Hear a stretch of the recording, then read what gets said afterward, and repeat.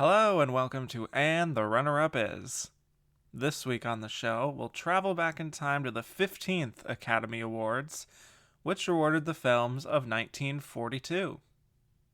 Michael Curtiz set out to tribute the life of George M. Cohan, playwright and lyricist of such American standards as The Yankee Doodle Boy, Over There, and You're a Grand Old Flag, with the musical biopic Yankee Doodle Dandy.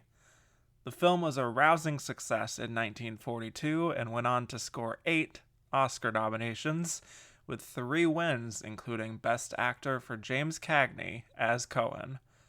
But it was the decidedly more dramatic Mrs. Miniver that won Best Picture in the end, alongside 5 other Oscars. So why did Yankee Doodle Dandy come up short? We'll explore all this and more as we discuss how the Oscar almost went to Yankee Doodle Dandy.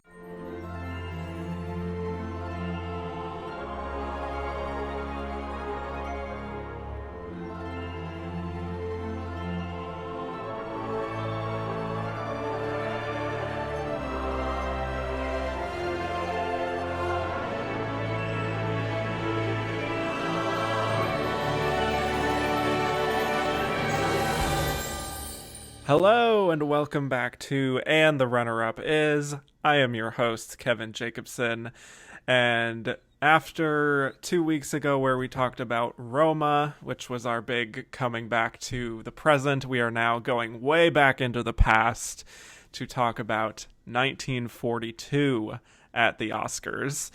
And I am very excited to have this guy on as my guest today. He is an Oscar fanatic who you have seen as a commentator on the Today Show. He is a correspondent for IMDb and a host on TCM.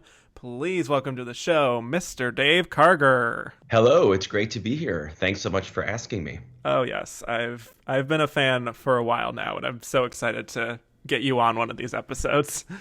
Well, it's my pleasure, and I really enjoyed the episode you did with my fellow TCM host, Alicia Malone. That was a lot of fun. That talking was about lovely. Giant. Yes. Yeah, it was great. Yeah, I love that.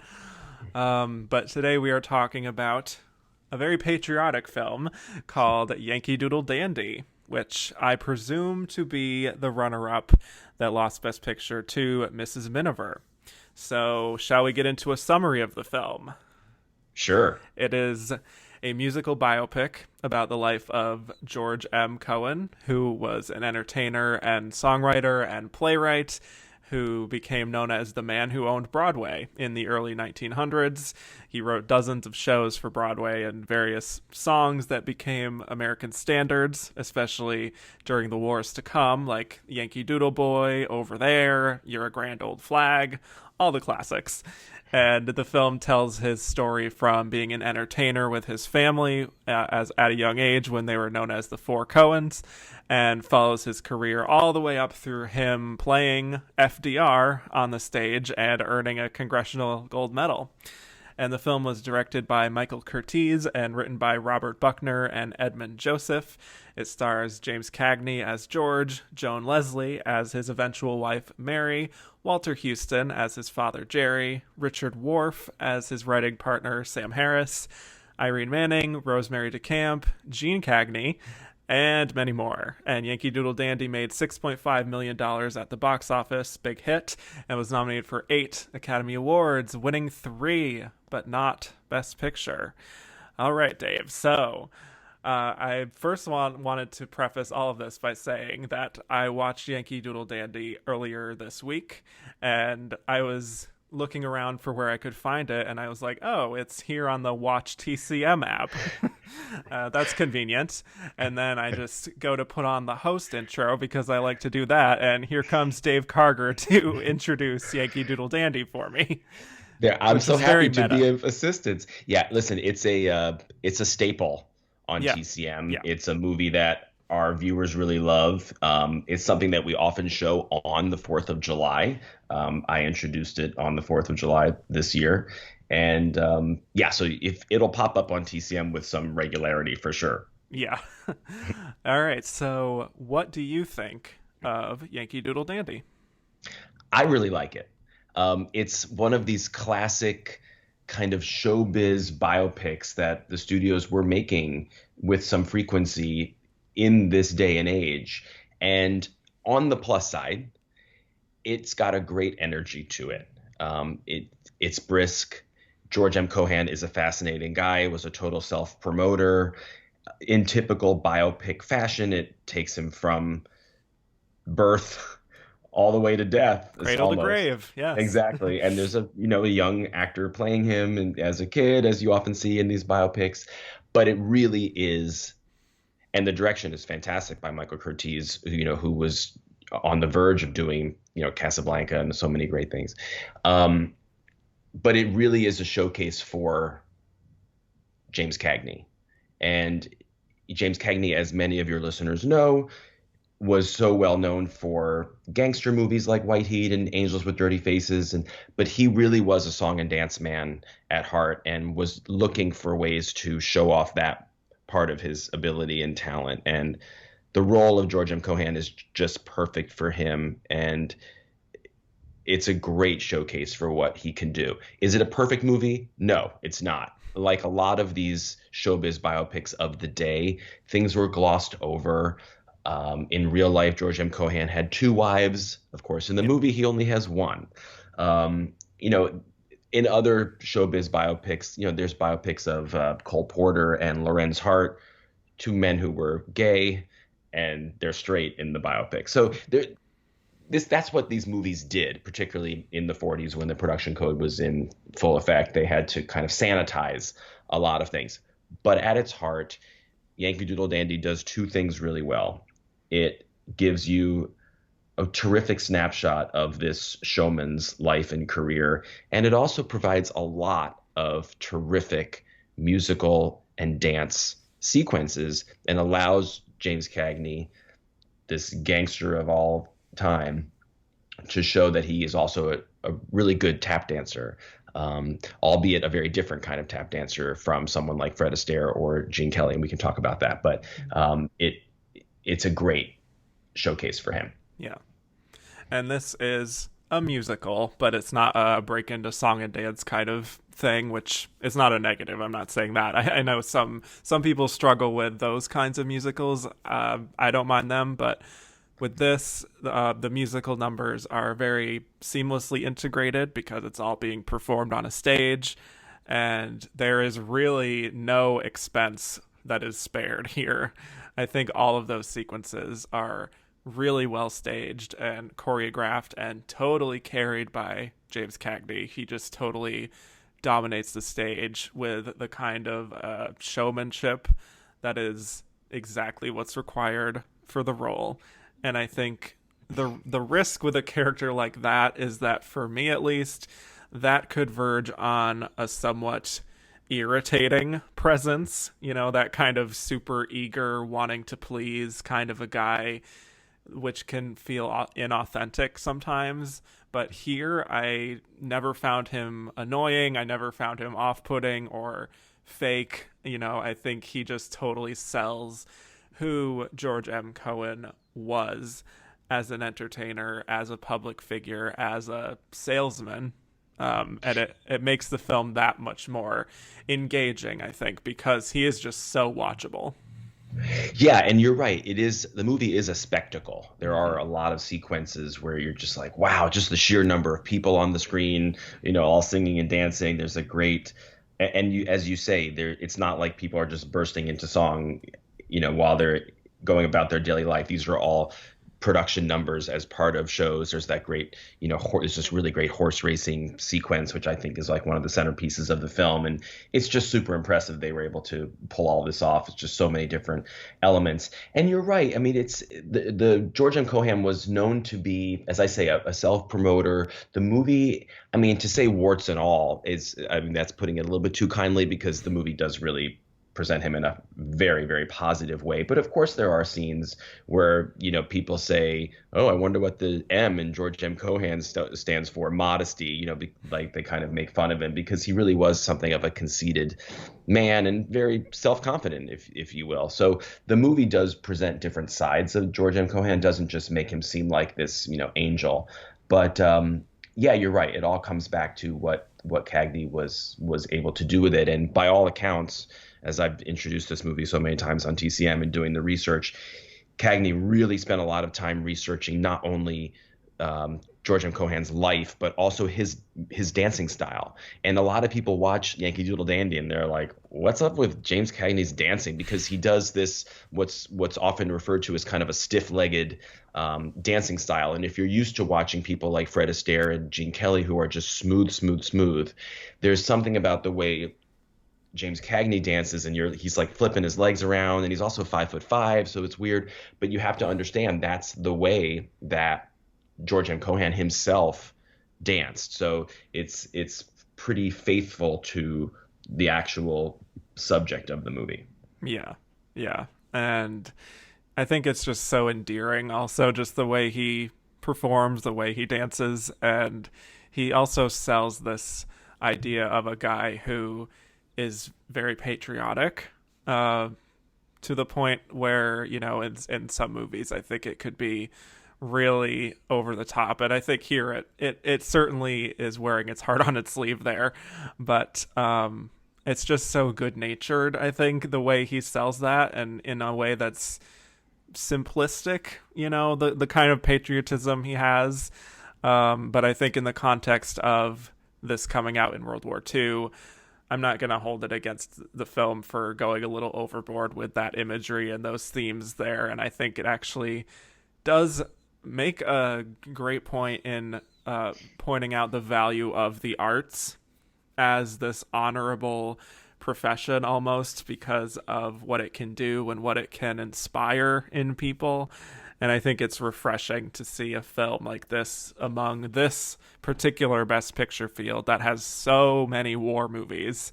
And the ones that aren't set directly in war are still about people on the home front. To have this film represent a different area of how people can still honor their country in their own way.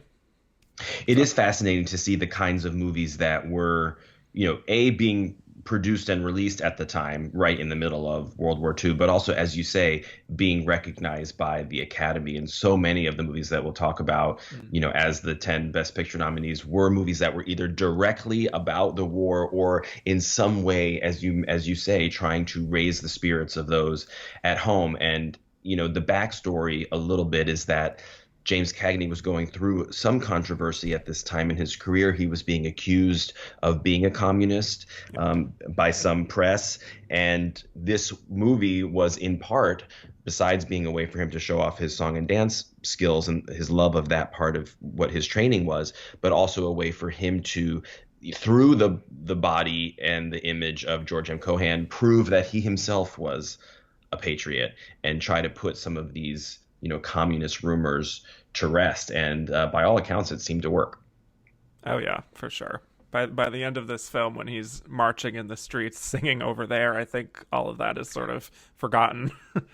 It's so true. Yeah. But I do, going back to the approach to this film as a biopic, I don't think that the film delves that deeply into just the psyche of George and like what makes him tick. We do get those moments behind the scenes and in his personal life, but a lot of the film really is just his performances on stage, which is fine, but I think it can make the approach feel a little more surface level overall. We see the moments of George being quick on his feet, which I think is interesting. When he's improvising his way kind of into becoming a writing partner with Sam Harris, or when he's younger and he has on that old age makeup and it's totally fooling Mary into thinking that he's older than he is. I love those little glimpses into who he was behind the scenes. Absolutely. Those are two of the best scenes in the movie that you just pointed out, especially two of the best non-musical scenes. And you're right. It doesn't really go that deep into some of the personal stuff. But I never, honestly, with all respect, to these movies, I would never expect it to. It's just not what these biopics in the 40s and 50s were really doing. Yeah. In as much as they've been doing them in some of the more recent movies. So yeah, I think for what it is, it's it's one of the best of these kind of biopics from this era for sure. Right. Although it does have some, moments where you do wish it would go deeper. And also, I should say, and this is something that I pointed out when I introduced the movie this most recent time, and we normally do point things like this out on TCM. It does have, albeit very quick, 15 seconds, 20 seconds or so, it does have a scene of the whole Cohan family in performing in blackface, which is very uncomfortable to watch, particularly these days. But it is something that George M. Cohan actually did in his career, and it's of course, it was something that happened with some frequency in the films of that era. But it is something that people should be aware of. Yes, and I have to admit, this was actually my first time seeing it. So this is just one of those random blind spots that I've always had. And I appreciated the context that literally you gave me in that intro. So thank you for that. That's why I'm here. And also, I think that it being in there, ironically, does just go with me here. Ironically, I think it does show American values and patriotism, and how we also have this big problem that has been going on since the foundation of this country, which is racism. And having that scene in there is very viscerally upsetting to watch. And, like you said, it's not a lengthy scene, but it still is kind of a little added thing that wasn't maybe intentional to have a commentary about racism in America, but kind of with our 2020 lens is an interesting thing to have in there. Yeah. If you know what I mean. And just one little segue, one of the people who we see in blackface that makes me cringe just because I like him so much is Walter Houston.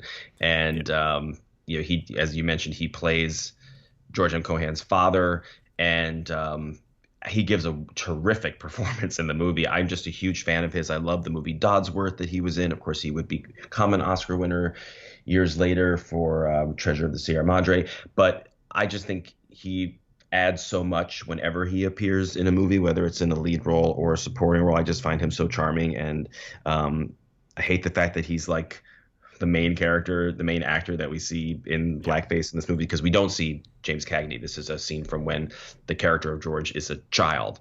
But I hate that. But at the same time, I really do love Walter Houston's performance in this movie. Yeah, and he does not have a lot of screen time, but I think he does make the most of it. Yes. And I also, we're kind of skipping all around, but there's just a lot to talk about here. I think the scene of George looking to enlist in the war is also a really interesting scene. Him being turned away, not only because he's too old, but because of just who he is, his reputation, and how he's kind of needed at home to write these songs.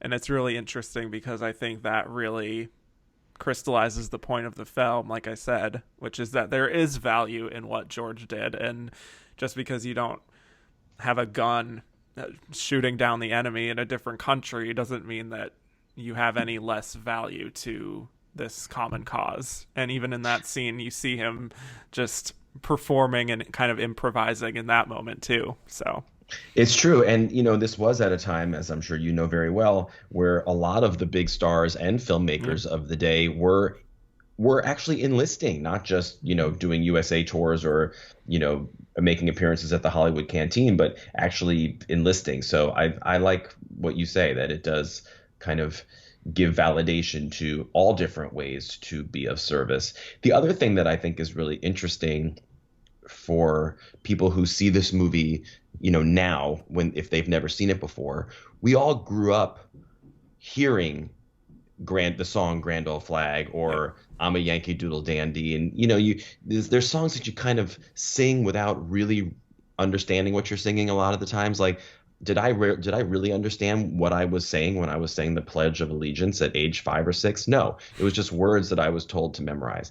So I think, and it wasn't until years later that I really thought about like what that actually means. I think a lot of people kind of recite the words to I'm a Yankee Doodle Dandy or Grand Old Flag just because they're easy to remember. But in this movie, you learn where they came from.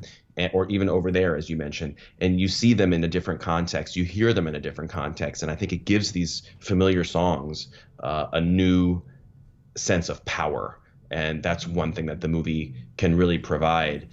All of these years later, God, this movie is almost 80 years old. Yeah. It's crazy to think about. Yeah, it gives it all a grander context because, yeah, those songs have just become part of the, lexicon and the fabric of just songs that people just know instinctively almost. Yeah. But then, so there's that, but also speaking to also what you were saying earlier, some of the inaccuracies.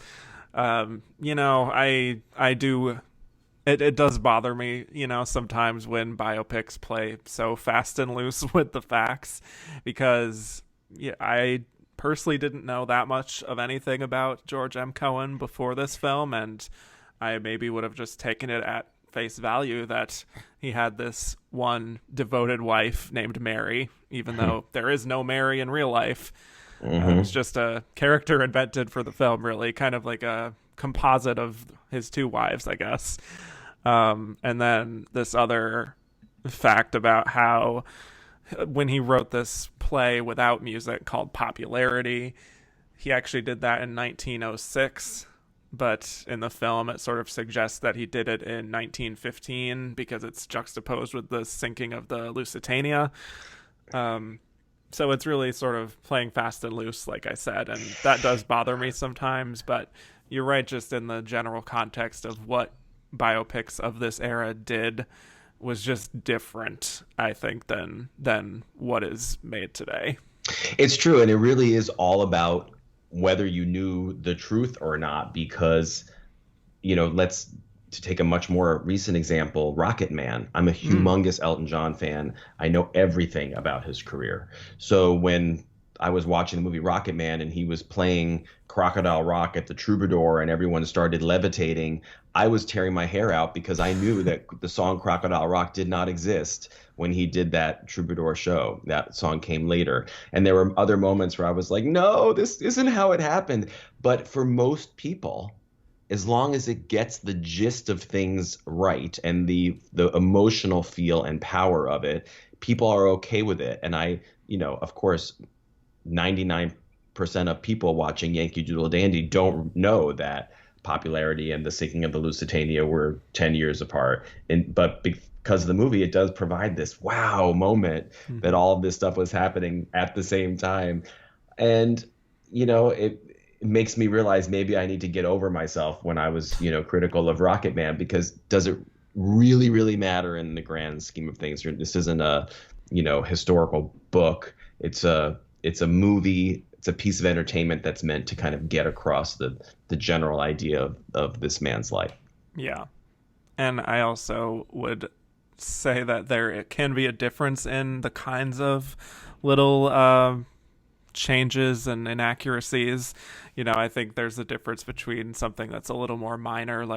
I would honestly argue that this whole whenever Popularity came out, was actually 10 years previously. I don't think that's a major thing that changes much of anything. But if you look at something like Bohemian Rhapsody, which has been a hot button issue with, at least with film Twitter, and the idea of, playing fast and loose with when Freddie Mercury was diagnosed with AIDS versus when he did Live Aid, I think that's something a little more problematic and serious to be playing around with. But here I don't think there's too much. I agree with you, although I do think I would be very curious to see what Yankee Doodle Dandy would have looked like as a movie if they had given him two wives. Yeah. Not the same time, of course, but the two different marriages. I wonder if they, but also think of it this way, like if you're Joan Leslie and they're trying to, woo you to be the leading lady in this movie with James Cagney, are you going to do it if you're one of two wives, that's going to be in the movie? So there's all these things that you have to kind of keep in mind that probably contributed to the fact that they just made one composite wife and made up a name for her. Yeah. That also, speaking of that a little bit, I wanted to touch on this aspect where I don't think the film really goes into too much of the moment when he has written this song for Mary, and it turns out it's sort of handed off to this other singer, Faye Templeton, and she gets to sing it, but Mary has always just wanted to sing it and wants people to know that it's about her, but then it's no longer hers. And I think we see that George has some guilt over that, but I don't know if that really goes anywhere. It's interesting because when you're watching the movie, you think it's going to be this humongous blow up. Oh my God, what's going to happen when Mary finds out she doesn't get to sing the song that she's been wanting to sing? And she's like, oh, it's okay. Yeah. And then, but I actually didn't mind that because I don't think everything has to follow the formula of, oh, it's building up to the big blow up. I think sometimes that's what happens in life. Something that you think is going to be a horrible issue ends up being, all right, that's fine. And, and it does kind of echo itself. I don't want to give too much away, but that kind of, oh, I knew this was happening kind of echoes a moment that happens later in the movie where she's supportive of him. So I'm okay with it. Although I hear you, it's not. We're so used to movies doing that, and what's coming, that when it thwarts it a little bit and takes some drama away, you're kind of surprised by it. But it didn't bother me. Yeah, that's fair. What do you think of the framing device with Roosevelt at the beginning and the end, and George telling his story of the past? That's not one of my favorite parts of the movie. I don't know the gentleman's name, but Franklin Delano Roosevelt is played in the movie by two people. One that you see from behind, an actor, because I guess his head was shaped like FDR's, and then another man who actually does the voice. And this apparently was a guy who was known for his impersonation of FDR, at the time. I think he might do a very fine FDR voice, but he's not an actor, clearly. And there's a little bit of a stilted nature to all of the conversations that are between George M. Cohan, played by Cagney, and FDR. It doesn't seem like the guy was in the room when the scene was actually being shot. So it doesn't really feel natural to me. I don't mind the actual device that much because it obviously was a life-capping moment for George M. Cohan to get this meeting with the president, and it's capped off by this wonderful scene where he's coming down the staircase. I don't want to say that much about it in case people haven't seen it, but I just don't think the scenes in and of themselves play that great because of the stilted nature of the impersonator playing FDR. Yeah, I would agree. I think the voice, specifically the way he's performing that, it sounds like it's come from a completely different room that's like shouted across the room at someone. Yep. And not really just like this intimate one-on-one conversation. And also the way it's strategically filmed with the camera. You never see Roosevelt actually speaking, I don't think. Right. It's just from behind, which makes it all the more awkward in general. But but then you wonder, like, what if they had tried to, I don't know, hire someone just for 2 or 3 scenes who looks like him, and then show the face, and he was the president at the time the movie came out. I think it would have been weird. I think they had no choice but to do it from the back like that. Yeah. Well, I know you keep mentioning spoilers, but I mean, this is an almost 80-year-old movie. True. I hope that most people have seen this. This is something of a classic. So I guess I'll just say, if you haven't seen the film and you want to see the ending in its full context without spoilers too much, then turn this off for a little bit and watch the movie and come on back. Because I wanted to talk about this ending. Okay. And it's very strong. I will say, when George is leaving the White House and he joins this parade of men singing over there, and he's not singing, but he's marching alongside them, and one of the men questions if George knows the song, and he joins in. It's a rousing type of ending. And also, I think it kind of speaks to how divided we've become and how extremely opposed on a fundamental level we are in America, and contrasting that with what we see at the end of this film. I don't know if you feel a certain way about that.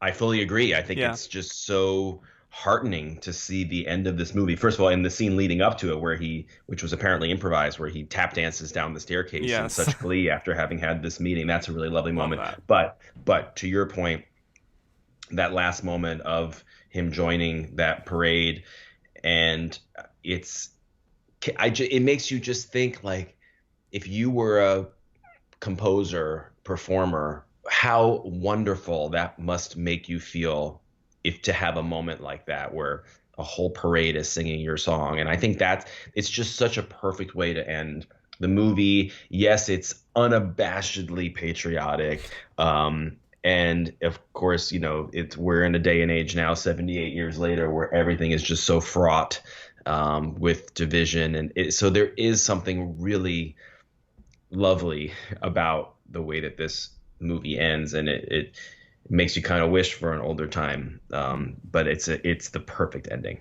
Yeah. And with biopics about famous musicians or actors or anyone in the arts, I feel like it's not always clear just the context of how an artist feels about the audience and how they receive their art. And sometimes it can be very insular, and we don't really see that type of interaction between the audience and the artist. But I think that one little seed right there at the end is really beautiful and just shows his impact and how he feels about his own impact in the world. So I think that is kind of a perfect way to end this film, and also to have it be this rousing patriotic thing at the same time. It's a perfect way to cap off a film like this. And it's the exclamation point on the sentence of, so Hollywood, you think I'm actually a communist? Well, here's how I'm going to end my movie. Me marching down, singing my own song as, George M. Cohan, marching with this parade. So take that. Right. I think as a film in its place in time, I think Yankee Doodle Dandy is very much worth watching, even if it can be just a time capsule for American values in the early 20th century. And it certainly, even if you don't feel that way about America, which is perfectly valid to feel that way given everything that's happened in 2020, I think it's an interesting context. And the James Cagney performance, even ignoring all of the themes of the film, I think makes this totally worth watching. So. And it's also a great behind the scenes look at vaudeville and Broadway. Yeah. And it takes you, into some of the machinations and inner workings of how decisions are made and how shows fail or succeed. And it's fascinating in that regard too. Yeah. Were there any other little stray observations or scenes we didn't mention that you wanted to take note of before we move on to the next segment? You have hit every point that I wanted to. Okay. Wow. Look at that. All right. Yeah. So Yankee Doodle Dandy, frequently airing on TCM.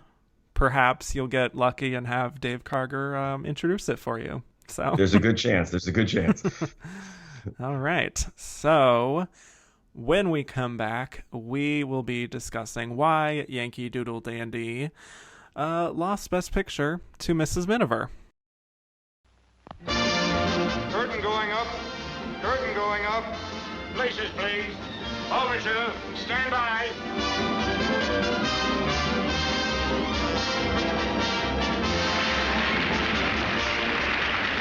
I'm a Yankee Doodle Dandy. Yankee Doodle do or die. A real live nephew of my Uncle Sam, born on the 4th of July. He's got a Yankee Doodle sweetheart. She's his Yankee Doodle joy.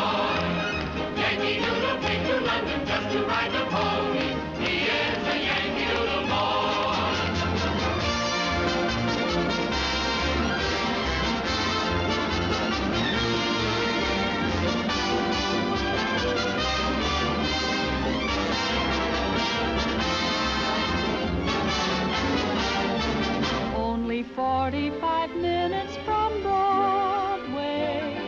I was born in Virginia. That's the state that will win ya. Give my regards to Broadway. Remember me to Herald Square. H-A-W-R-I. G-A-N spells Harrigan. So long, Mary. Mary, we will miss you so.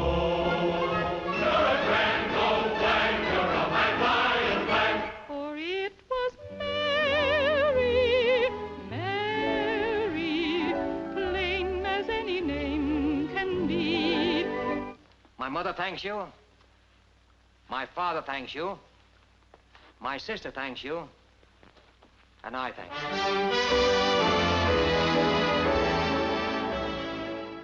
And we're back. So now we'll be discussing why Yankee Doodle Dandy lost Best Picture to Mrs. Miniver. And Yankee Doodle Dandy was nominated for 8 Oscars, including Best Picture, Best Director for Michael Curtiz, Best Actor for James Cagney, Best Supporting Actor for Walter Huston, Best Original Story, Best Film Editing, Best Scoring of a Musical Picture, and Best Sound Recording.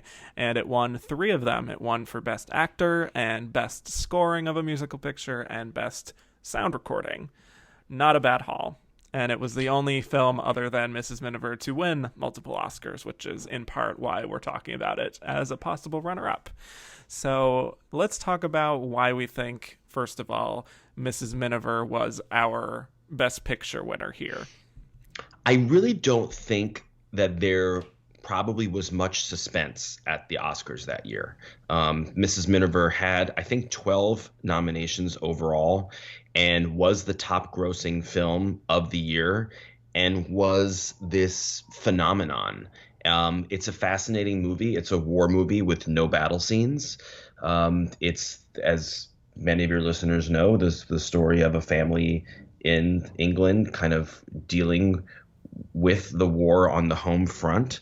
And it's a truly inspiring, perfectly made film, directed, we should say, by William Wyler, who is the only person ever to have directed 3 Best Picture winners, along with Ben-Hur and The Best Years of Our Lives. So I just think Yankee Doodle Dandy, quite frankly, had the misfortune of coming out the same year as a movie like Mrs. Miniver, which became a complete sensation commercially and critically. And that's why you see, I mean, it's no surprise that James Cagney beat Walter Pidgeon, who was the male lead of Mrs. Miniver and who was nominated for Best Actor. Of course, James Cagney just dominated Yankee Doodle Dandy like Greer Garson dominates Mrs. Miniver as the title character. And then as you see, and you know this well, having studied Oscar history, the musicals often do well in the sound category. So the fact that Yankee Doodle Dandy won sound recording and best score of a musical, right? Those are kind of what else was going to win there? Yeah, but yeah, so it was just very hard, I think, for it to compete with, even though Mrs. Miniver is one family's story, you can extrapolate it to be a whole country's story, and then because the movie came out as and was being made as America was entering the war as well, you can extrapolate it out even further. And it was the whole, Allies story. So I don't think Yankee Doodle Dandy had much of a shot to win in any of the categories like picture or director that it was up against Mrs. Miniver in. Yeah, and to be fair, I don't think any of the other films here had much of a shot with Mrs. Miniver here, which is such a emotionally wrenching and epic kind of story. And I do find it interesting that this is, the Oscars being an American award show, that they rewarded this film about an English family in World War II, when there are plenty of more American, quote unquote, choices in the lineup. But, I think Greer Garson certainly just dominates this film, like you said. And the cinematography is gorgeous. I mean, there's just this overall sense of dignity and that sort of British stiff upper lip thing that could be a little corny, but I think it manages to just work here really well, and that's a credit to William Wyler, totally, who was such a perfectionist. But he does perfect the tone, I think. And this may be an odd comparison, but in terms of recent projects, when I think about Mrs. Miniver, I also think about something like Olive Kitteridge, which is this HBO miniseries with Frances McDormand. Yeah. And it weirdly reminds me of this film because it's the same thing of an unassuming, like, you know, a middle-aged woman who manages to really kind of change the lives of people around her, but also to have her be such a humble person. You know, she's not some extraordinary person who did all these great things, but she just kind of approaches everything with a level of common sense and like practicality. And, you know, I mean, Olive Kitteridge is a lot more blunt and off-putting at times, but I'm just always fascinated by stories like this, just of a person who there may be more interesting things happening to other people around her, but that doesn't necessarily make her story not worth telling. And it doesn't surprise me at all to see an emotional epic like this that really captures the spirit of the time and pressing onward, winning Best Picture. And you mentioned it, that it's this British story beating out the American stories. As you well know, that happens all the time. Lawrence of Arabia, The English Patient, The King's Speech. Yes. 1917 almost won Best Picture. The Academy, particularly as it becomes more international, but certainly back in the 40s, it was an American voting body. But they still have really found themselves gravitating towards these epic stories. And I think a lot of people think the Brits do them the best. Yeah. And when you look at movies like this, they certainly do. Of course, William Wyler was born in Germany, but it is a British story. Yeah. So in terms of Yankee Doodle Dandy, I think maybe if a movie like Mrs. Miniver wasn't there, that it could certainly clean up a little better in some of these categories, because both of these movies did very, very well at the box office and were very popular and did capture that spirit in a way. But obviously it was very different in the approach. One was a lot weightier than the other. So, well, yeah. And what would it have felt like to give Best Picture to a musical in the middle of a world war? I don't know. I just wonder if it just felt more natural to give it to this more direct war story. And it all comes down to, as people who have seen Mrs. Miniver, that the last scene, where the minister is delivering this speech in the bombed out church and says, "This is the people's war." It's just so rousing and inspiring. And Yankee Doodle Dandy is rousing and inspiring. But as I say, that's one man's very personal story. He was this composer. The Mrs. Miniver story is something that, any British or American family could relate to, I think, even more. And that gives the movie a little bit of an extra power. Yeah, totally. Absolutely. So, more than most, I think this is a pretty open and shut case as far as why a film won Best Picture and why one did not. But still, I think it's an interesting contrast looking at both of them. Yes. We did get quite a few questions from Twitter about both Yankee Doodle Dandy and Mrs. Miniver. So let's get to those now. This was from the Moonlight Awards, who said, Yankee Doodle Dandy, best movie musical of the 40s. Ooh. I mean, I can't think of one that I would say is better. Certainly one that did better at the Oscars. I mean, and has endured, to the point that it has. Sure. I mean, I'm such a huge fan of the Gene Kelly musicals, but those were from the 50s. Like An American in Paris and Singing in the Rain. So, and the Fred Astaire ones are fabulous from the 30s and 40s, but they don't really have the heft. I mean, even though I do prefer Fred Astaire as a dancer to James Cagney, I just find his dancing a little bit awkward because he is doing the George M. Cohan dancing style. As a film, when you have someone like Michael Curtiz at the helm, it helps. What do you think? Yeah, I mean, it's certainly one of those films that is right up there for a musical from this decade. I would also throw out Meet Me in St. Louis as a true classic. Sure. But certainly in the top 5, if not number 1. Yeah. So this is from Corey Zimmerman, who said, would Mrs. Miniver have swept, let alone won Best Picture, if Casablanca had been nominated in 1942? That's a great question. Another Michael Curtiz movie. Mm-hmm. I think Mrs. Miniver would have beaten Casablanca for Best Picture. Yeah, I kind of agree. Yeah, I just think the relevance of it and the spirit of it just would have made it much more in the Academy's wheelhouse than what Casablanca is doing, which I still think is a very modern feeling film and a credit to the Academy for picking Casablanca to begin with.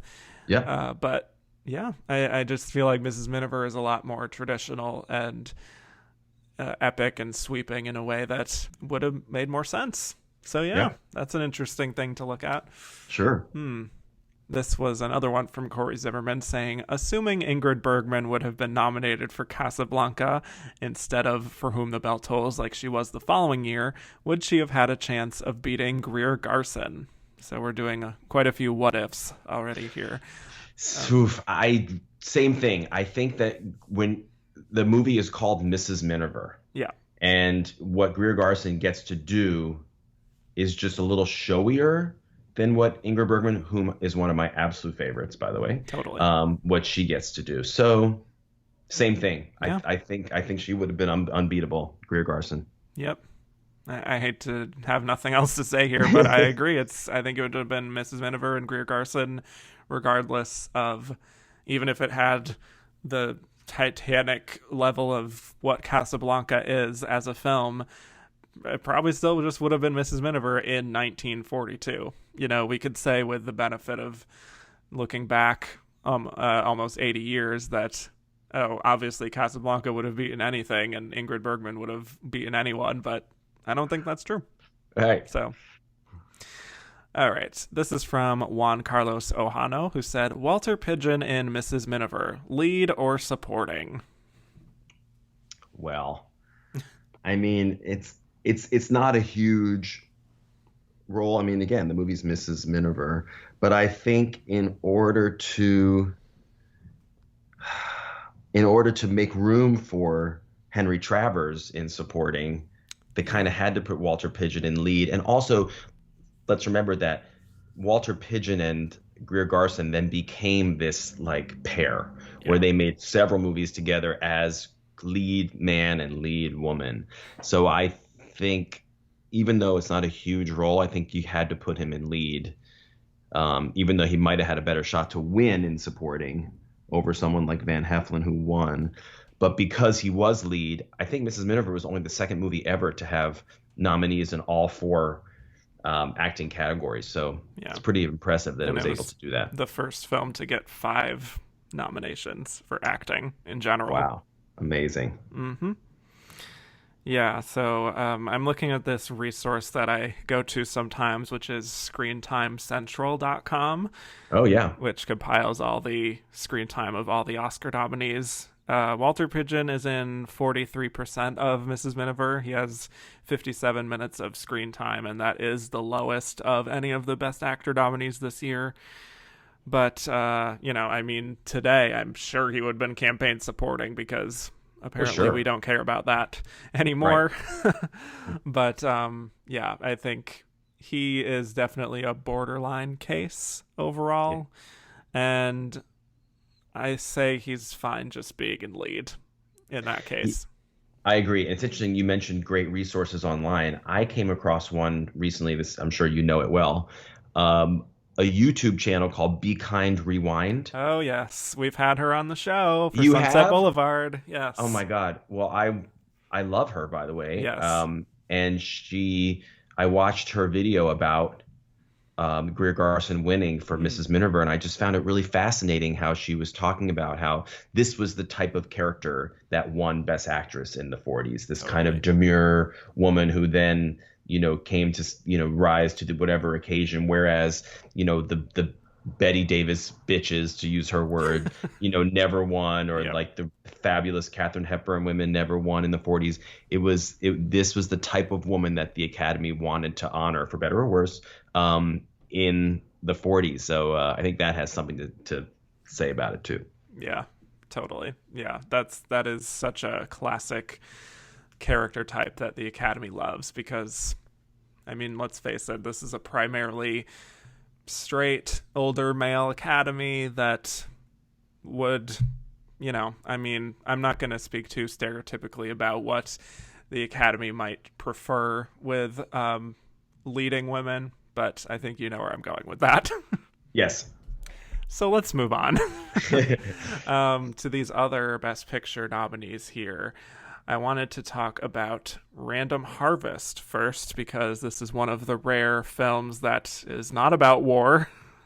Right. So that's something. Yeah. So what you were seeing, besides the war movies, were just these pure escapist movies. Yeah. But what's interesting about Random Harvest is it's the same producer and the same star as Mrs. Miniver. Exactly. So you had Sidney Franklin, who was, obviously a big producer at the time, capitalizing on Mrs. Miniver when they could just crank these movies out, and then, having a second movie with Greer Garson in the same year, and then they both get nominated. And I would even argue this was, I think there was one more year after this where they had 10 nominees, and then they went to 5. Right. And I always like to think about, and also in the present day, now that we have more than 5, because I'm a purist, I like it when there's 5. I like to look at, like, what were the 5 movies that would have been the nominees. Love that game. Had there just been 5. And clearly it's Mrs. Miniver, Yankee Doodle Dandy, Pride of the Yankees, Talk of the Town, and Random Harvest. Those are the 5 that would have been the 5 nominees. So isn't that crazy that even if there had just been 5, that 2 of them would have been movies produced by Sidney Franklin and starring Greer Garson? Yeah. And 2 of them would have been Ronald Colman movies too. Yep. Random Harvest and Talk of the Town. So it just shows you, like, the studio system was, so firmly in command, and certain producers and stars were just, at the top of the game. Exactly. Yeah. And Ronald Colman here has been a real discovery for me doing this show. I'm such a fan of his Oscar-winning work in A Double Life. I like him a lot in The Talk of the Town as well, which we'll talk about in a little bit. And here I think he's phenomenal. I love just the screen presence he has, which is very sophisticated, yes. but he has such an expressive face. And he's playing this British officer in World War I who comes back and has to be admitted to an asylum, and he has amnesia just about who he really is, and then he wanders off and falls in love with Greer Garson. Again, having a great year, and they have a nice time. They fall in love, but then he gets in an accident, bonks his head, and then he remembers who he was, which is this English gentleman of a rich family, and he doesn't really remember his most recent memories with Greer Garson. So that's kind of the concept of the film for those who haven't seen it.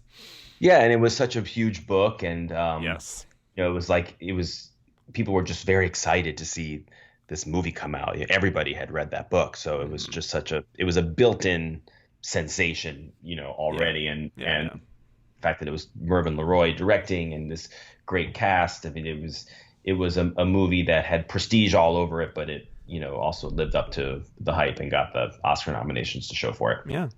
And it's kind of a kind of a silly premise, but with the amnesia and all that. But I think it's so romantic and swoony and just everything I love from this era. And the two of them together have such lovely chemistry.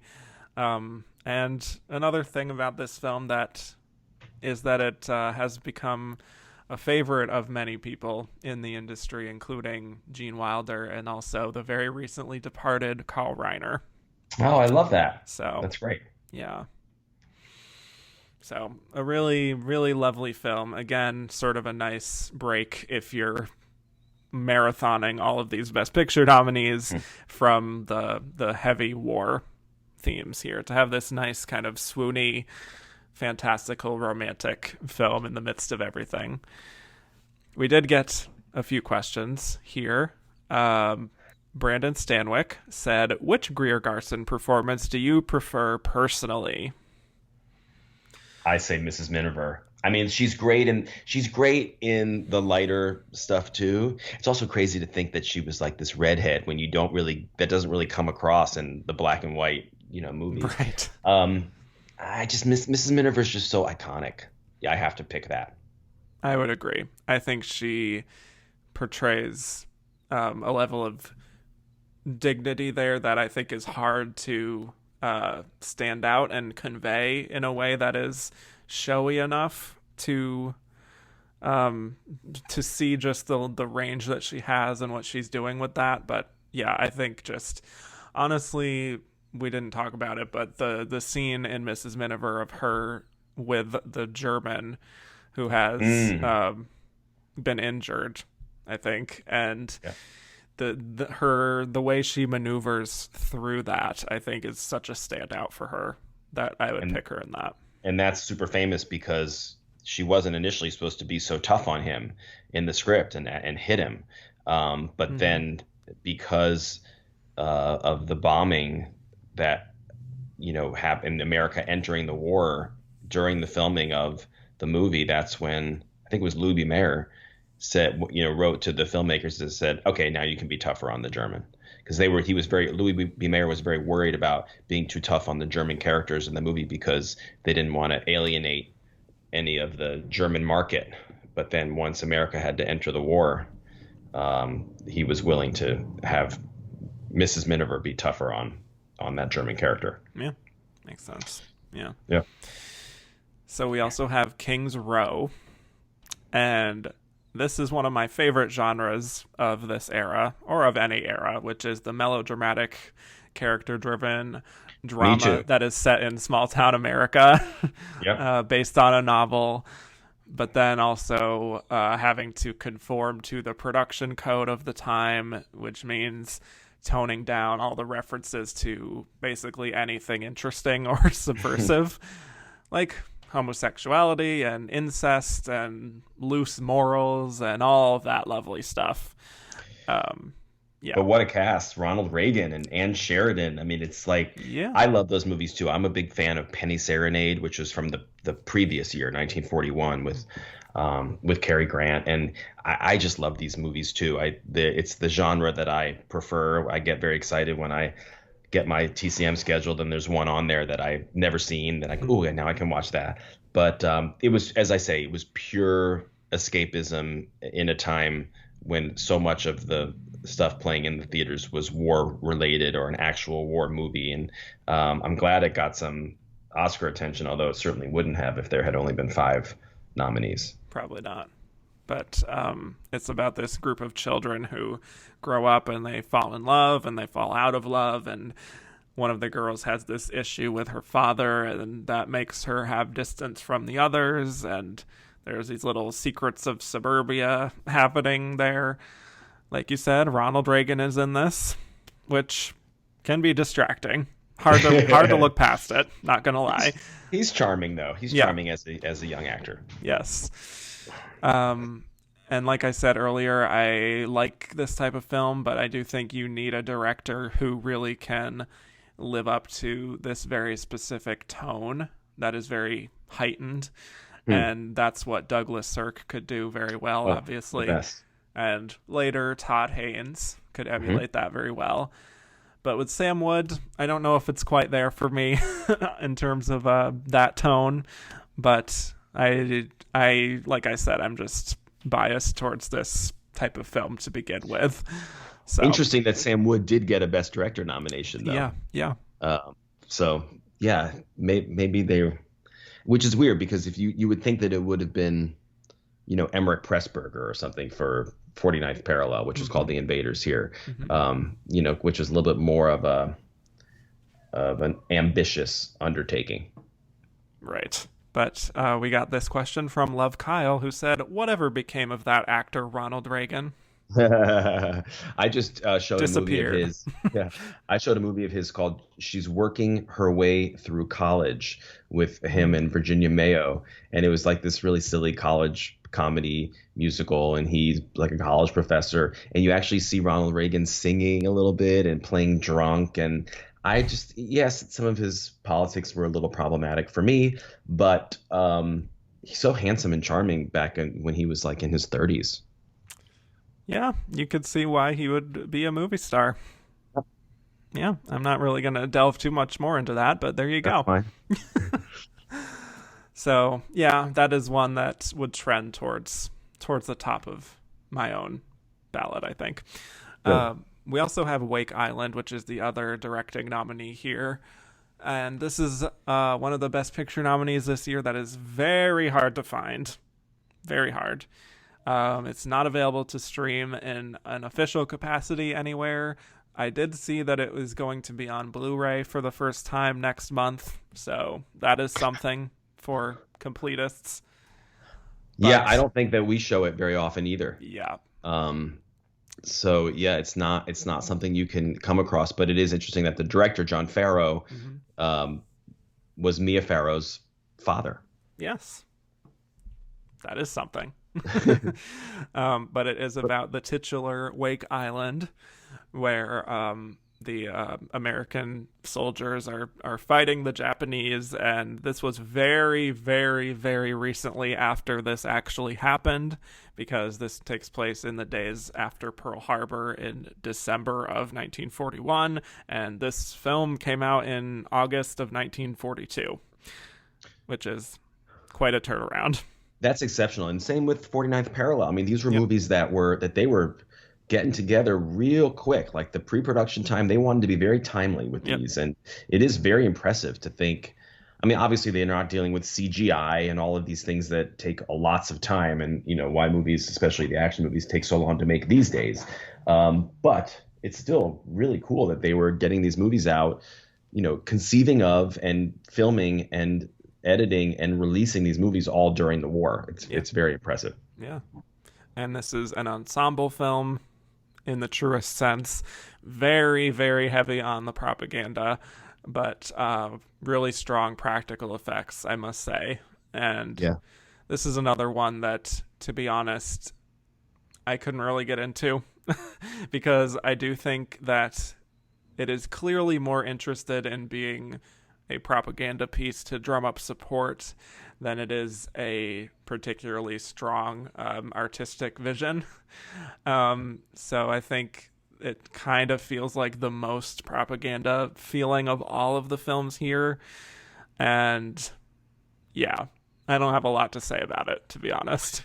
Yeah, and same with, and by the way, I'm realizing I misspoke about the Powell Pressburger films. This, of course, was Michael Powell who was the director of those films, not Emmerich Pressburger. Right. But I do think that team of Powell and Pressburger, I think they were a little bit more talented when it came to, the war movies and maybe doing them in a less propaganda way. Yeah, that is true. Yes. Yeah, so let's get to some others here. We have The Pride of the Yankees, which gets 11 nominations, but not Best Director for Sam Wood. Of course, he gets in for King's Row. Right. How weird. Yeah, don't really understand that. But the story of Lou Gehrig, very standard biopic that I think does have a really nice kind of nostalgic appeal to it. And also very timely. I mean, it was released, like there's that very famous scene at the end where I'm sure people have seen, even if they haven't seen the whole movie, where Gary Cooper is kind of saying, "I'm the luckiest man." He's at Yankee Stadium and it looks just like the camera angle of the actual Lou Gehrig speech, and he looks like Lou Gehrig, and but just like think it's like as if there was going to be a Kobe Bryant movie like 2 years from now. I mean, that's how timely this movie was, and Lou Gehrig was just such a national hero, played by another national hero, Gary Cooper. It was kind of this irresistible combination, I think. Yeah. And just speaking personally, as someone who grew up and was close to my grandparents My grandfather was a diehard Yankees fan, and he always talked about Lou Gehrig. So this is just one of those films that was always kind of a special one in our family. There's not a lot of conflict watching it again now until the last third or so. It's really just about his rise, when he starts to battle his illness. I think that's very effectively done. And I do think that with movies like this, they do sink or swim based on the lead performance. I don't always love Gary Cooper, but he does have a good, I hate to keep using the word dignified again, but that sort of stoic, I guess, presence to him that works in these types of characters more than others. And I mean, the ending scene is clearly the best and most memorable part of the film, and very much the most emotional. Yeah, and of course, well worth mentioning that this is the year of Teresa Wright, where she becomes only the second person to get 2 Oscar nominations for acting in the same year, and she would win for Mrs. Miniver, but lose to her Mrs. Miniver co-star Greer Garson for Best Actress. Yeah, exactly. I think she's very good here as well, but I'm glad that she did win for Mrs. Miniver. Yes. And I think The Pride of the Yankees is a very well-made film, and your mileage may vary just based on your relationship with the main subject.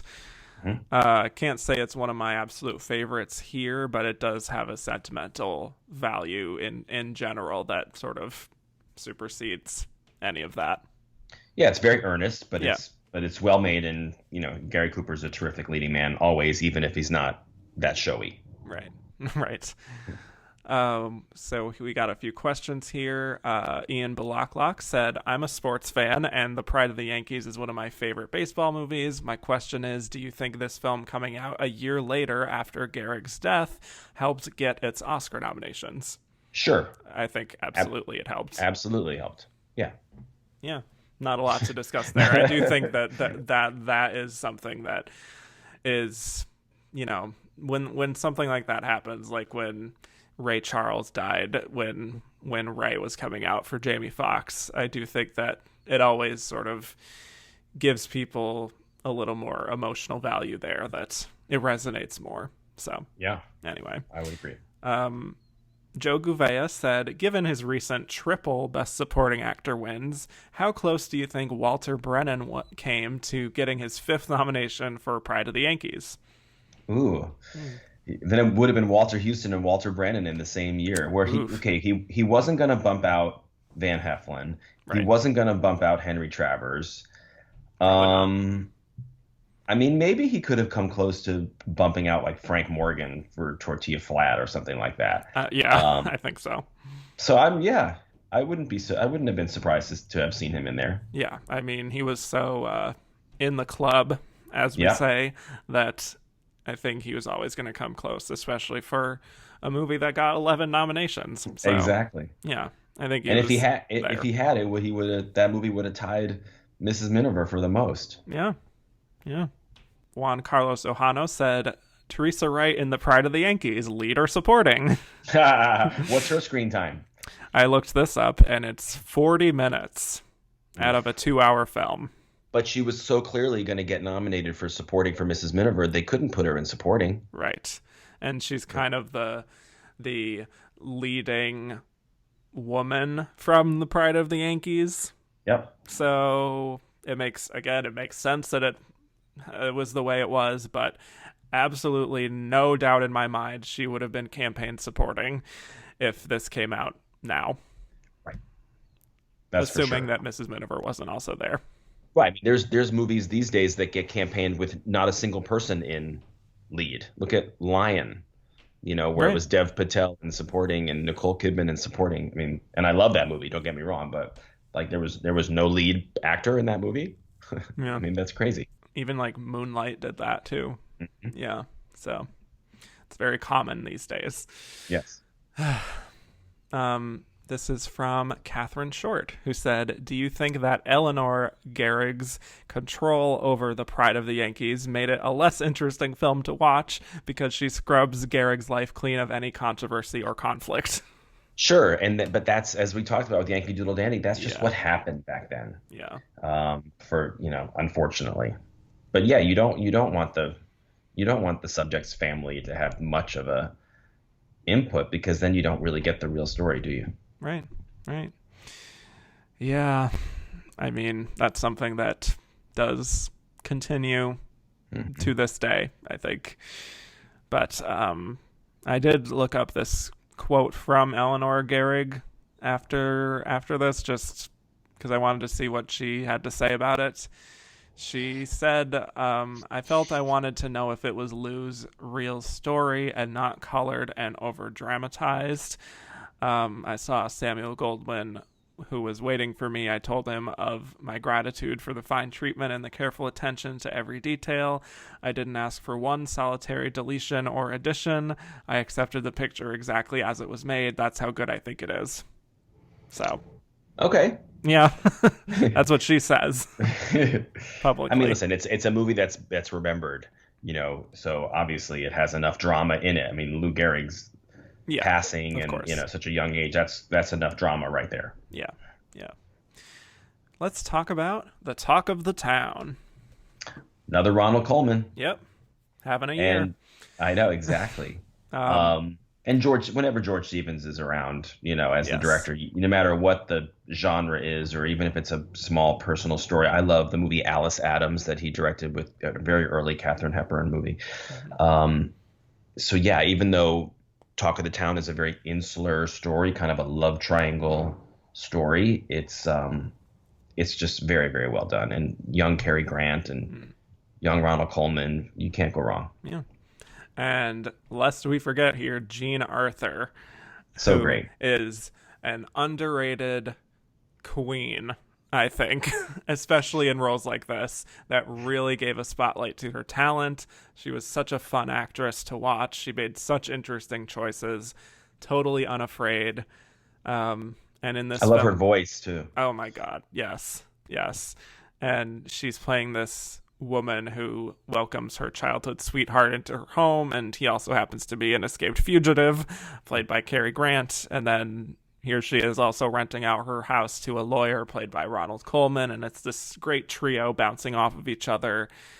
And yeah, it's just really fun. I have to admit, I think the first third is where a lot of the comedy takes place. Just the three of them really sparring with each other. I think that works better than just what the film ultimately becomes, which is quite a bit more dramatic. And I think the plot does get a little muddled and contrived in points with some of the mob mentality stuff. It's interesting, but I don't know if it's as effective as just that great magic of the beginning. Very sad that three of them got nominated, because I think they're all worthy. Yeah, I wonder why that is. I mean, comedy, I guess, comedy, and also the two guys would have been lead. Yeah. And Ronald Colman was already getting. Yeah.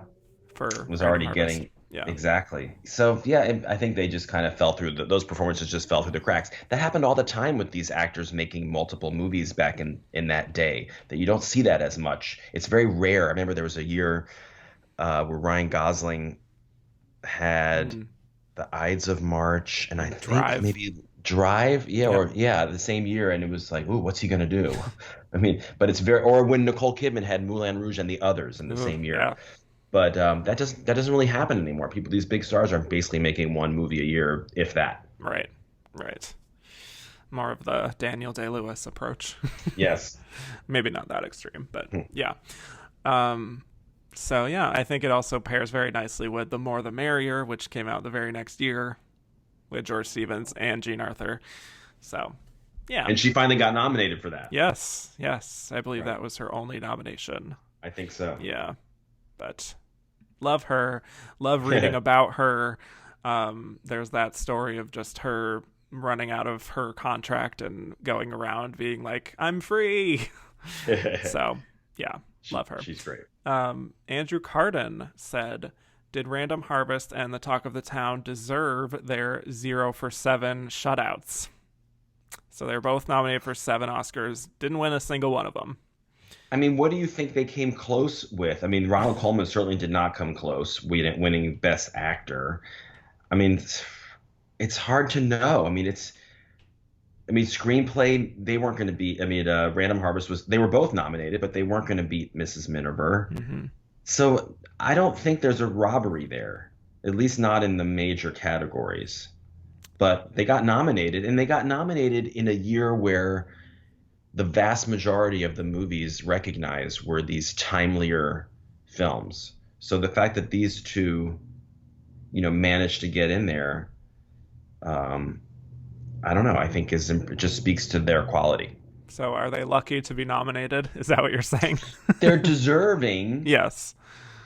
But it's not a crime that they lost. Right. That's fair. Just looking at the competition, I would agree that it's really kind of hard to argue with the wins that Mrs. Miniver got instead of those. Agreed. So. And then here comes Jackson DeStefano. Do you prefer Ronald Colman in Random Harvest or The Talk of the Town?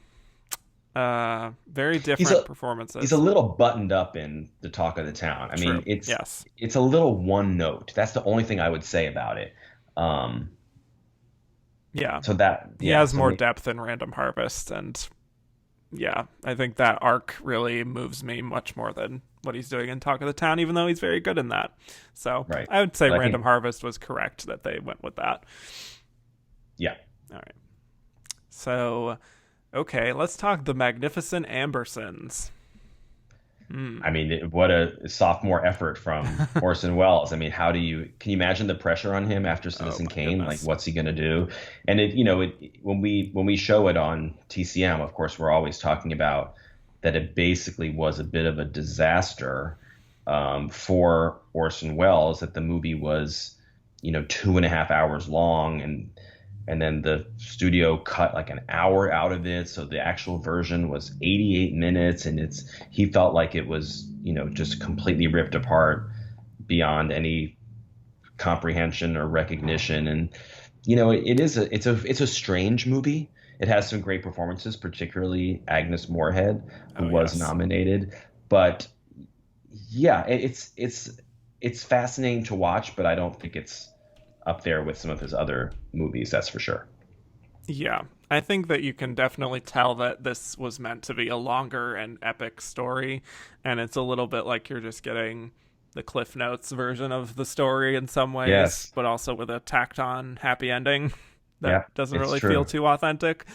But I think just on a filmmaking level, with the cinematography and the production design, there's a lot of great craft work here. And Agnes Moorehead is the only acting nominee from the film, but it's a very, really interesting go for broke kind of performance, I think, that is heightened, and she's very flighty and emotional playing the aunt. She's doing a lot, and it's a very raw performance that I don't know if we always see as much, even in films of that era. It's just very neurotic feeling and almost uncomfortable. She was definitely gutsy, and the character's name is even Miniver. So maybe people got confused and they thought they were voting for Mrs. Miniver, and they were voting for Mrs. Miniver. Well, there you have it. But I mean, Joseph Cotton, Ann Baxter, you can't go wrong with that cast. And it's not a bad movie. It's just you watch it and you instead of really focusing on what it is, you think about what it could have been, and that's not the best. Right. Yeah, but you see the potential there. I mean, I just love the gothic sort of haunting imagery and the feel of it as we see their fortune sort of diminishing finally. So I love that, but I would agree that it's a lot of just what could have been rather than what's there. Yeah. Here's a few questions. Ian Daly said, do you think Moorehead is a leading or supporting performance? We're getting a lot of these this time. I say supporting. What's her screen time? Oh, geez. Okay, let me look that up. You keep talking while I do that. I mean, I think this is such an ensemble film that even if she has a lot of screen, I mean, I can't imagine first of all, it's an 88-minute movie, so she might have, maybe she has 30 minutes or something like that. Okay, here we go.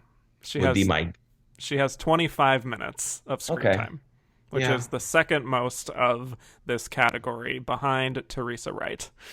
I still say she's supporting. I agree. I think she's supporting. Okay. Yeah. Good question, though. Yeah. Mark Lamb said, I was surprised that The Magnificent Ambersons got 4 nominations considering it was such a cursed movie and a financial failure. Was Wells number 6 for Best Director? How close did Moorhead come to winning? I think Moorhead, first of all, did come close to winning because I know she was sort of favored to possibly win because she won a Critics Award beforehand. But I think Teresa Wright, who's fabulous, just, the fact that she had the 2 nominations and she certainly wasn't going to win lead. And I think, as we know, the Academy members, especially back then, like to kind of sweep and give a lot of movies the Oscars, give one movie a lot of Oscars is what I should say. Yep. So I think she got caught up in that sweep. Was Orson Welles number 6? I don't think so. I would not think so. Yeah. I think it was kind of lucky to be nominated in Best Picture, to be honest. Yeah.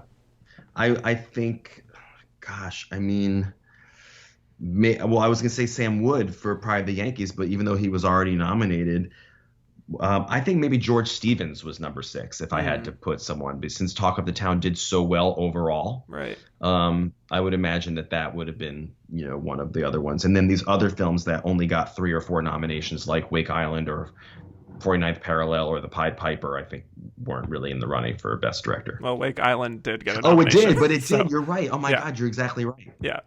But 49th Parallel, which is The Invaders, probably not. And Pied Piper, definitely not. Yeah. So, yeah, I mean, I sort of think it would be Sam Wood for The Pride of the Yankees in 6th, just because of all those nominations. Directors were allowed to get and still are allowed to get 2 nominations. Right, like Steven Soderbergh, Exactly. Yeah. So, yeah. Steve K said, as a frequent collaborator of Orson Welles, why do you think Joseph Cotten did not get nominated for The Magnificent Ambersons or Citizen Kane, or basically any movies in the 40s that we consider some of the best movies ever today? I know, like The Third Man. Yeah. I love Joseph Cotten, and I think he deserved a little bit more acclaim than he got.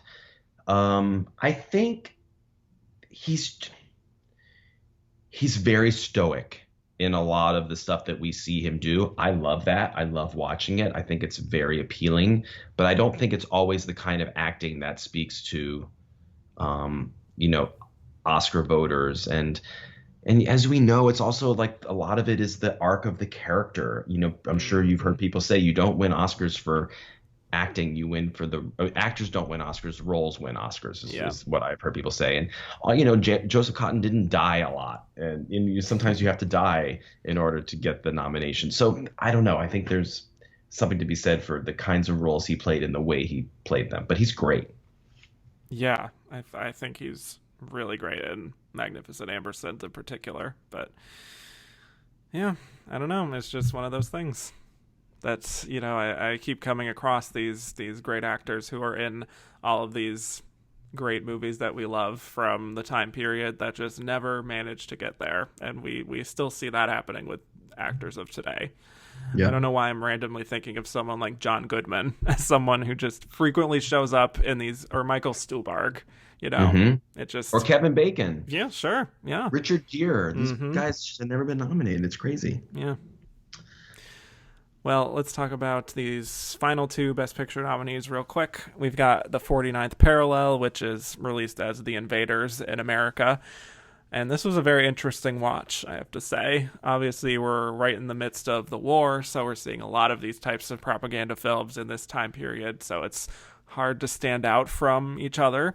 But I think this one is really remarkable in its structure and just its focus, because we're following Germans, and they were on a U-boat that was sunk by Canadians, and we see this small group of these Germans trying to get to America, and we're introduced to all these great likable people played by people like Laurence Olivier on the other side, Canadians who you would think would just be the heroes of the story, who would take them down, but the film proceeds kind of in a way that the Nazis are actually just killing them and moving on to the next part of their journey. And if we're talking about it in terms of propaganda, I think it's very effective and interesting because it's centering the enemy here in this case and showing how much of a threat they are. And it does have a happy ending, but there's also a lot of bloodshed and carnage on both sides along the way. So very interesting film. I agree with everything you said, and it speaks to this combination of Powell and Pressburger. Michael Powell, who was the director, and Emmerich Pressburger, who was the writer, and they've made movies that have really endured as far as like the Criterion Collection crowd, and film scholars and film lovers have remained huge fans of this team. I'm a huge fan of their movie The Red Shoes, which is a wonderful ballet movie. Also, I Know Where I'm Going. Like this filmmaking team is really special, and leave it to them to put their own twist on the propaganda war movie, where, as you say, the German characters that are at the forefront. And this is a movie that we do show, occasionally on TCM as well. And I think it's just a great movie to mix in with some of the kind of typical American-centric war films of the day. And I love that they nominated it. Yeah, totally. It was a big surprise for me watching all these Best Picture nominees and being like, this is a very interesting take. And knowing who it's by, it makes sense that they would present it in that way.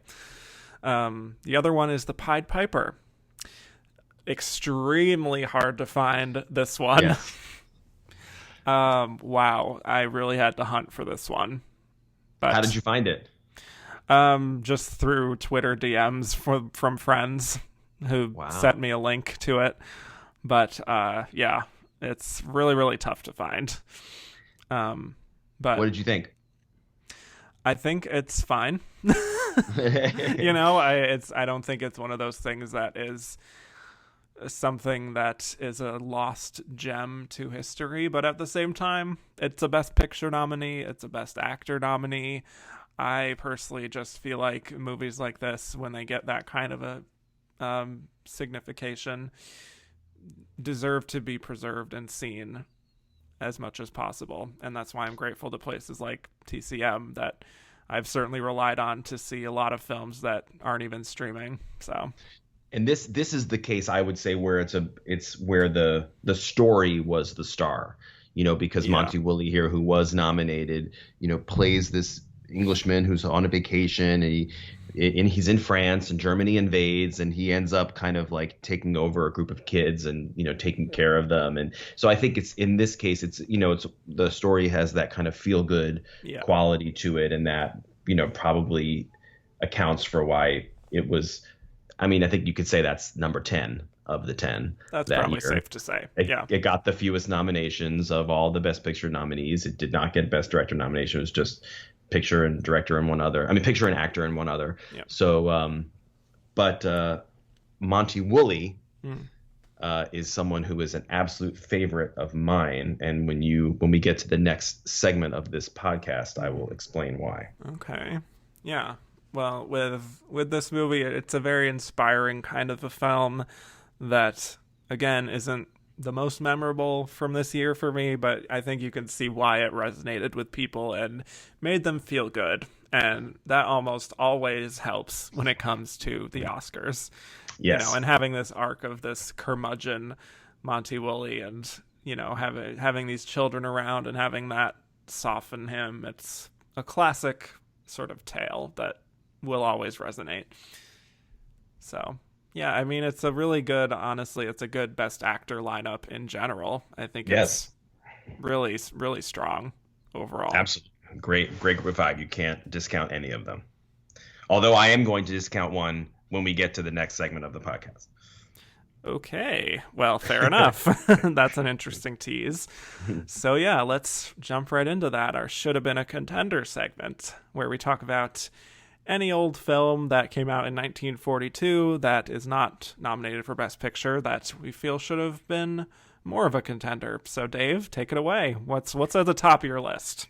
Well, one of my favorite movies of all time came out in 1942, and it's called The Man Who Came to Dinner. And it's a movie that we show on TCM with some regularity. I'm always thrilled when I find out that I get to introduce it. And it's a movie about this guy played by Monty Woolley, who is a very curmudgeonly, much like he is in The Pied Piper, but literary critic, and he just hates everybody. And he's fabulous. And he's so sharp-tongued and hates the world. And he shows up in Ohio at this small town to give a speaking engagement, and he has to have dinner at this family's house. He doesn't even want to do it. He's complaining about it. And he walks up the stairs to the house. He slips on the ice, and he falls and hurts himself. So he has to live in this family's house. He basically takes over the house. And they're all at his beck and call as he's recuperating. It is so brilliant. Bette Davis is also in it. Ann Sheridan is in it. It was a play, a Broadway play by Moss Hart and George Kaufman, but Nathan Lane has done it recently on Broadway. And this performance by Monty Woolley is one of my absolute favorite things that I've ever seen in classic film. And whenever I get a chance to pick a movie, like when it was TCM's birthday a couple of years ago, each of the hosts, we got to choose our own movie to introduce that day. And this was the one that I chose. And it kills me that this movie got 0 nominations, particularly for Monty Woolley, who should have been nominated for Best Actor for this instead of The Pied Piper, which no one remembers, but they all do remember The Man Who Came to Dinner. But I looked it up, and The Man Who Came to Dinner was released on January 1st, 1942. So I wonder if that might have had something to do with why no one seemed to care about it at the Oscars. But if you have not seen that, Kevin, I would highly, highly recommend that you watch someday The Man Who Came to Dinner. It is so great. You will love it. I have not seen it, unfortunately, and that sounds really fun. It's so much fun. Yeah.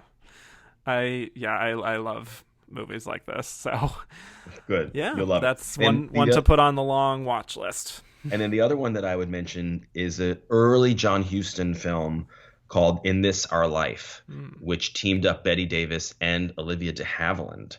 And they play these two sisters. Olivia de Havilland's the good sister. Bette Davis is the bad sister. And basically Bette Davis decides, just because she can, to run away with her sister's husband. And she's just so evil. And it's one of these total melodrama films. So because it's Bette Davis, Olivia de Havilland, George Brent, and directed by John Huston, it's just exceptionally well made. And it's not an Academy movie, but I can see why it didn't get any nominations. But I love it. And then the last one I'll mention real quick is a terrific comedy, To Be or Not to Be, starring Jack Benny, directed by Ernst Lubitsch. And it's just one of these movies like The Producers where you just can't believe they got away with it. And it's a satire on Hitler and all this crazy stuff, very timely. And it's definitely lasted, but I almost feel like it was too close for comfort for the Academy at the time, and too satirical and too funny. Yeah. Great recommendations, absolutely. Well, speaking of Bette Davis, I did want to talk about Now Voyager. Sure. Yeah. A movie that is very distinctly not about war or patriotism. Just a really well done drama about the interiority of a woman. Always fun. She's playing a spinster, of course, who is not of course, but I'm just saying people know this film. Not that, of course, Bette Davis is playing a spinster. Anyway, she's abused emotionally by her mother to the point that she has to go to a sanitarium, and then she leaves and goes on a cruise and just totally blossoms like a kind of an ugly duckling story sort of thing. Now that she's outside of the toxicity of her home. So she falls in love and she gains confidence and she stands up to her mother. Very good stuff. Sumptuous direction. Dealing with dark subject matter.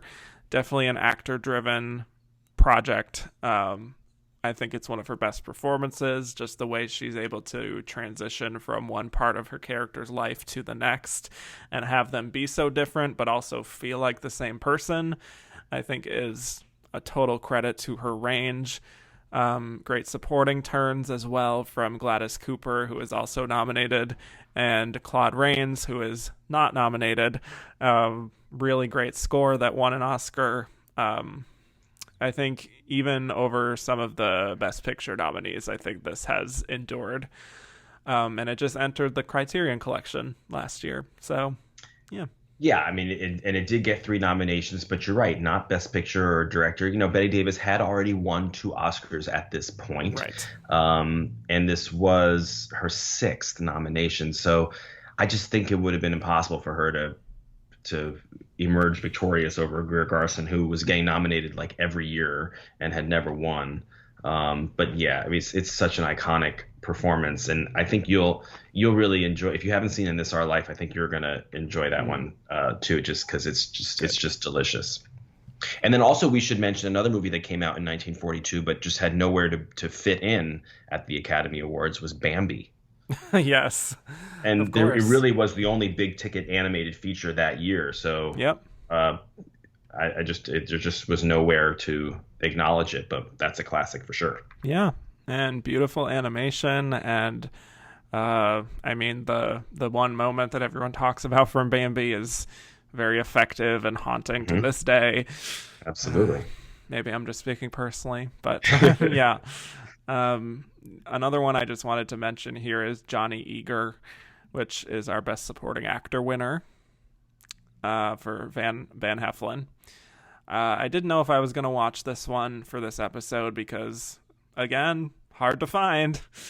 But I was able to get my hands on it, and I'm glad that I did. This is a really strong performance here from Van Heflin. I was really blown away by him in this very limited screen time that he has, and it's this film noir crime drama about a man named, you guessed it, Johnny Eager, who is this gangster, and Van Heflin plays his closest confidant. And Van Heflin has a kind of desperation and intensity just in his interactions with Johnny that feel like, maybe I'm reading too much into it, but it feels very queer coded. And there's a bit of an unrequited love vibe that I got from their dynamic. So I'm always fascinated by movies, and correct me if I'm wrong, I think that Van Heflin was the only nomination for Johnny Eager. Yes. I'm always fascinated by movies that get one nomination, like in a supporting performance, and then that person wins. So like Claire Trevor in Key Largo, the only nomination for that movie, and she wins. I just love it when there's, or even the VIPs where Margaret Rutherford won for Best Supporting Actress. I love that. And I love watching a movie when I know that has already happened, so that I can really zero in on that 15 or 20 minutes where that person shows up and think like, oh, okay, now we're going to be in for something pretty spectacular. And usually we are. And so that's one of those cases. That's exactly what I did, is zero in on what he was doing here. And yeah, he's great. Yeah. He's always like keeping Johnny in check, and eventually suggests that they run away together and go to the mountains, which is, I mean, you know, fascinating little element of what is ultimately sort of a standard film noir crime thriller that, you know, something like that could very well not really exist in the film, and it wouldn't change that much, but I'm really glad that it's there. It adds this really juicy little dynamic to it. And then, you know, I mean, just going through this journey of watching movies of this era has been interesting to see how filmmakers have presented queer-coded characters and stories without being too overt about it, and working within the Hays Code to show that, you know, believe it or not, there are gay people in the world. So yeah, what a in the shock. 1940s. So yeah, very refreshing, and I'm glad that I watched that one. Yeah. And how great that it was acknowledged by the Academy. Totally. Yeah. We just got a few other questions that I wanted to run through before our final segment. Just a general question from Rob Barlow. Why did bestsellers become hit movies back then, but is now a rarity, it seems, today? You know, I think people read more back then. That's certainly true. You know, obviously there was, you know, we're talking about no internet. You know, not that much, you know, television wasn't the phenomenon. Movies and books was where it was at, and radio at the time. So I just think there, you know, the options and the opportunities for entertainment were so much fewer that people were doing the same thing. Yeah. Pretty much nailed it there. Yeah. One other question, which is two different people asked. Juan Carlos Ojano and Mark Lamb just asked who we think was second in the Best Actress race. So. I wouldn't say Teresa Wright. I definitely wouldn't say Rosalind Russell. I would probably say Bette Davis. Yeah. Even though she already had two. Yeah, I mean, that's such a juicy character. I mean, come on. But it was a pretty distant second, I'd say. Yeah, I agree. I would say it's one of those runaway things there. But, you know, I'm Katharine Hepburn was, I think, always in contention in one way or another just for the amount of respect she had. Absolutely. That was for Woman of the Year in this case. So, yeah. All right. Well, that's 1942. Again, a very interesting year to look at as a time capsule of what we were valuing at the time. And so when we come back, we'll be delivering our verdict as to whether we think Mrs. Miniver deserved Best Picture or if Yankee Doodle Dandy deserved it more.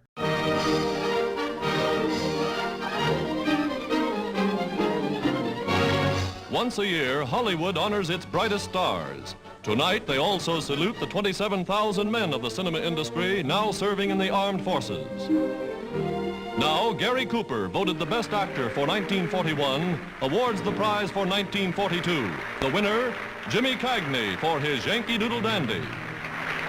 From lovely Joan Fontaine, Irish-born Greer Garson wins the award for her unforgettable Mrs. Miniver, the new king and queen of Movieland. And we're back. So now we'll be delivering our verdict as to whether we think Mrs. Miniver deserved Best Picture or if Yankee Doodle Dandy should have taken it. Dave Karger, what is your verdict? I say the right decision was made. I love Yankee Doodle Dandy. There's a lot to admire and respect, but Mrs. Miniver is so powerful. It has more drama. It has more heft. It's so well made by William Wyler and the whole cast. I think it deserved to win. I agree. Yeah, I totally agree. I think Yankee Doodle Dandy is a entertaining time at the movies, and certainly captures the spirit of the time, but that Mrs. Miniver has so much more impact and is filled to the brim with great performances, and you can see how that bears out with 5 acting nominations, and just represents so much about this time period and is so well made that can't go wrong. So they did the right thing this time. Yes. All right. So, yeah, thank you again, Dave, for talking to me today. This was such a dream come true to be able to talk to you. Oh, you're so nice to even say that. It was my pleasure. Happy to do it. Well, I failed to mention this earlier, but I did kind of grow up just watching like Oscar nomination announcements and seeing you on the Today Show, and it was kind of part of my tradition of watching those mornings. So I had a really crazy realization that the first time I went on the Today Show is about to be 20 years ago. Oh no. And I can't believe it was that long ago. It was October of 2000. But I don't know where the years have gone, but they've gone. Yeah. We've seen a lot of Oscar history in yes, we have. Yeah, lots of change. But yeah, so like I said, thank you so much. Tell the people where they can find more from you, not only on the internet, but on the tube, anywhere. Where can people find more from you? On Instagram and Twitter at Dave Karger. On Turner Classic Movies every Saturday afternoon and every Monday night, and occasionally on IMDb whenever award shows and film festivals start happening again. Excellent. And you can find me on Twitter at Kevin_Jacobson. The show is at Oscar Runner Up. Rate, review, and subscribe wherever you find podcasts. And if you want to hear even more Oscar nerdiness, go to patreon.com/andtherunnerup for plenty of bonus episodes. So with that, thank you again, Dave. My pleasure. And I will bid you all adieu.